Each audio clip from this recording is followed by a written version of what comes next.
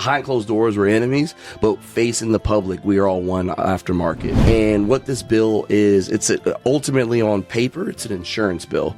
But what it's doing is it's steering the repair shops who fix vehicles, so body shops and repair shops.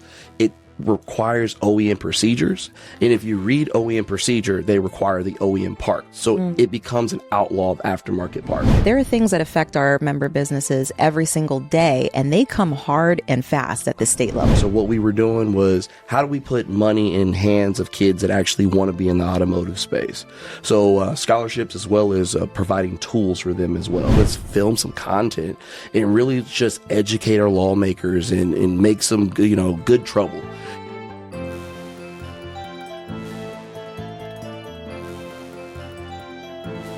We are back on Traction Control, and I'm super excited because I have a new colleague to introduce everybody to today, Donovan Ringo. He's our Director of State Affairs and Grassroots at Auto Care Association. Hey, Stacey, I'm glad to be on the show with you. Been a fan forever, so it's so great to have the Auto Care shirt on today. Dude, I've been a fan of you, and to see you bleed orange right now just makes my entire life.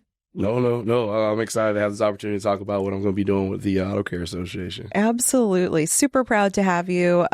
Really experienced in the aftermarket, super passionate. You come from Napa. Tell me a little bit about what you did at Napa before you jumped over to Auto Care. Yeah, so when I was at Napa, I managed the emerging technologies business. So there was a time where like EVs were going to be like the new hot thing. So Napa wanted to be the leader in that space. So identifying who the key suppliers are, what is going to be our strategy to service them. And it was great. And then there was this election that happened, and then everything kind of changed from there. So I took a pivot and I focused on workforce development with Napa. So what we were doing was, how do we put money in hands of kids that actually want to be in the automotive space? So scholarships, as well as providing tools for them as well. So it was really fulfilling. We were working with school districts across the country, but this position came available, and I said, you know what, I'd be a little interested in finding more about it. I mean, you show a tremendous amount of passion in everything that you do. And a lot of the roles that I've seen you do require you to be on top of everything at every moment. And you're really good at that. Yeah. So I think that's really reflective in your role now. So tell me a little bit about what you're doing for Auto Care now and what your vision is for that. I love you say that. It's controlled chaos. And I think that's what I thrive in for sure. So I am the Director of State Affairs and Grassroots effort for the Auto Care Association. So I've been tasked with, how do we take what we've done so well of monitoring like federal right to repair and the Repair Act, how do we take that energy and that effort and apply it to the 50 states we have in this country? So I'm actively monitoring the bills that are going on. Right now, we have about 48 of the 50 states are in session right now. So it's very active. So there's bills happening, there's changes happening all the time. Our stakeholders and our members are contacting me saying, have you seen this bill come across your board? So I have to evaluate them and really look at kind of what are the core principles of the Auto Care Association to determine what is our support or opposition for it. So that's the state affairs side of my job. So I have the grassroots side. So, I'm in charge of the PAC, right? We have the Auto Care PAC. So utilizing our network, as well as having the members donating to our PAC, so that we're able to fund initiatives at the federal level to really make sure that we're doing what we're supposed to do as an association. So it's really exciting for me to be able to actually get out here, meet with our members, identify what their wants and needs are, and then fulfill that. A lot of hats. And I think most of our members are used to hearing us talk about things at the federal level, like right to repair. But one of the things that we didn't emphasize enough was the state level and the legislation, because yes, right to repair is very broad and it affects all of us, but there are things that affect our member businesses every single day, and they come hard and fast at the state level. And they kind of come out of nowhere, right? Like, you're probably monitoring hundreds of bills right now to know how they're impacting people. So I see things come across the desk like Magnuson-Moss, catalytic converters, airbags, safety inspections, right? It's just kind of runs the gamut. And these little laws, they're not so little, they can really affect some of these businesses, which is why it's important for you to be on top of them and help us create positions on them. Yeah. No, I mean, you're right. It's all of our members have different wants and needs, and then identifying kind of what those wants and needs are to make sure that we're representing them correctly. But we have great coalitions that the association is a part of. There's regional associations that we support as well, where I believe many hands make work light. So as long as we are in the aftermarket, we always talk about it like, hey, behind closed doors, we're enemies, but facing the public, we are all one aftermarket. So I think that's great.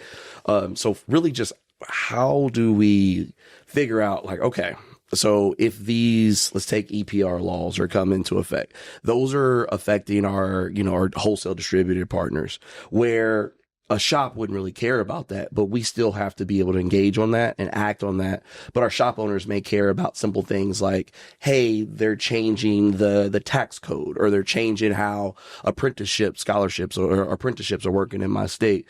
So staying active on there and making sure that we're able to influence that, I think, is going to be the key for this success in this role. Absolutely. Yeah. What's kind of hot at the state level right now? Can I put you on the spot? No, really what's hot right now in Utah. Utah is one of those fast and furious states. They only have a legislative session like 90 days. So I don't know what they do for the rest of the year. So any of our listeners that are in Utah, man, it's kind of scary. But there's a bill 119, and what this bill is, it's ultimately on paper, it's an insurance bill. But what it's doing is it's steering the repair shops who fix vehicles, so body shops and repair shops. It requires OEM procedures. And if you read OEM procedure, they require the OEM parts. So it becomes an outlaw of aftermarket parts. And then when it looks at the language, it says, hey, we're looking for equivalent quality to OEM part. But there's what's the definition that's of that? Subjective. So, we've been trying to work with the sponsor of the bill to really get that language fixed in there. But that's the key priority that we have right now because that session's so short. Okay. And we oppose that, obviously. Yeah, of course. Not into that. But in retrospect, in Kansas has a right to repair bill that actually mirrors what's going on in Maine and Massachusetts right now. Really? So it's great. They've seen the success. They understand that. And what it does is it creates a council to actually identify and keep track of whenever there's a situation where the OEMs are not sharing data, that they're, holding the OEMs accountable, where a shop can actually sue an insurer or the OEMs because they can't get that data. Wow. So it just keeps adding on as more states start supporting right to repair. I think it's amazing because it makes the federal bill make more sense. Absolutely. The more states recognize it. Yeah. It's like more support, more backing, right? And then I think, so is the one that's going on in Iowa similar to what's going on in Utah? It is. So the Iowa bill is similar to Utah. So it's the OEMs are really trying to throw spaghetti at the wall to kind of see what sticks, because people think of aftermarket and they think you're getting some cheap part that was, shipped with some obscure from overseas, and they don't realize that like aftermarket parts are quality parts. I mean, there's a certifying standard when it comes to aftermarket parts. So it's our duty as the association and our members to really educate our lawmakers and say, come to a facility, come see how great these parts are, where you don't need to put a brand new OEM part on a 2002 Dodge Durango. It's just not needed. Makes sense. Especially how like economically strapped Americans are today. It just puts a tax on Americans that a lot of these lawmakers aren't really thinking about. They're just kind of taking the language of a bill and submitting it without really doing the due diligence to understand how it's going to affect in the long run. Could not agree more. That is the sole purpose of Auto Care Association and the work that you're doing. And then tell me what's going on in Georgia. Yeah, so in Georgia, similar. So like once again, similar bill in Georgia. But what's good about Georgia is I actually took the time to actually meet with the sponsor of the bill, went under the Gold Dome, and had the conversation I just had with you. And he was like, didn't even know that. I didn't even know that Georgia aftermarket was so large. I told him, I was like, hey, you have a lot of WDs right here in Georgia. Like, you're hurting this business. So, he's working right now with his team to fix the language to ultimately, hopefully, be a little more positive for aftermarket parts in the language. But we don't know until we actually see the bill, so you can only take him for his word. But Georgia sessions are slow. Some things take multiple sessions to happen. So the sponsor, as well as our partners, don't feel anything's going to happen this cycle. So Georgia's like it's like high risk, but we're just going to monitor that one to see kind of what comes out of it. Dang. And that's just 4 out of, I'm sure, Yep. hundreds that you're on top of. It's a busy game, but no, it's exciting. It's like whack-a-mole. Oh my God. I'm amazed right now.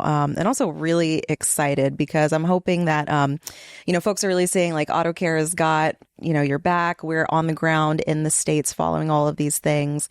And Donovan's here advocating for you. So some of what you do is also grassroots. Mm-hmm. And I think that's really important because that's kind of where we see all the constituent support to help influence the decisions of legislators when they're hearing from constituents in their district, right? They want to hear from the people who are paying the taxes, who are bringing jobs, who are contributing to their communities. So at the state level, tell me just a little bit about why it's important that members are involved in grassroots and what you're doing. No, I think you hit it on the head. And really, with the strategy that I really want to build is how do we leverage our communities first, right? We have some amazing communities in the association that do some great things. So how do we take that energy and say, hey, you're now going to be our champion on the ground level. You know the shops that are going to be active. You know who's going to be loud. You know who's going to be vocal. Let's reach out to them. Let's get them involved. Let's work with your team. Let's film some content and really just educate our lawmakers and make some, good trouble. Like I say, we have to be advocates for our association. We have to be advocates for our business, but I think that's how it's going to work. So after we get the communities engaged, then it's figuring out how do we start bringing more people to the table, because the association has been around for a long time, but there's still a lot of people that don't even know the association exists that's in the aftermarket. Yeah. So being able to activate that grassroots, that's going to bring more visibility. Ultimately, people are going to better understand what the Auto Care Association is about. So, and then thirdly, it's how do you engage the youth? You think of any movement that happens, how do you get the youth involved? How do you get them excited about what they're doing? A lot of people come into this industry, they're like, hey, I need a job, or hey, my family's always done it. But for them to say, hey, I have a voice. Let me use my voice to actually protect what's making my family money and keeping me employed. So those are kind of the 3 strategies I want to develop in this role, and just excited to kind of roll those out to the membership. I'm super excited about this, especially when we're talking about activating our youth. Obviously, you have experience in workforce development. That's something that Auto Care is really primed to take action on at the state level. We're looking at apprenticeship programs, we're looking at grants, we're looking at funding and trying to figure out from the state level to the federal level, how do we make this industry more enticing and get more development in those programs. So I'm really excited to see what you bring, because I know you did a lot of really great work at Napa on that too, and can bring some lessons to our fight there. Of course, yeah. Awesome. Anything else we should talk about? Yeah, no, I'm here, like I said, I'm here to be part of the association. I mean, here at Women in Auto Care. So, big ally for women in the aftermarket. I think, it's an important conference that we put on because it's a safe place where women can grow and develop within their, themselves as well as their business. And you don't have to deal with all the days and out that you're dealing with. So I think it's amazing. I've had a ball here. I mean, I've been running around for 3 days. Like, I think I've been pinned to Women in Auto Care. So I'm definitely in there. So it's a great conference. So yeah, no, I'm excited to be here. Your initiation is complete. We couldn't be more happy to have you. And this isn't the last time that we're going to see you on the podcast.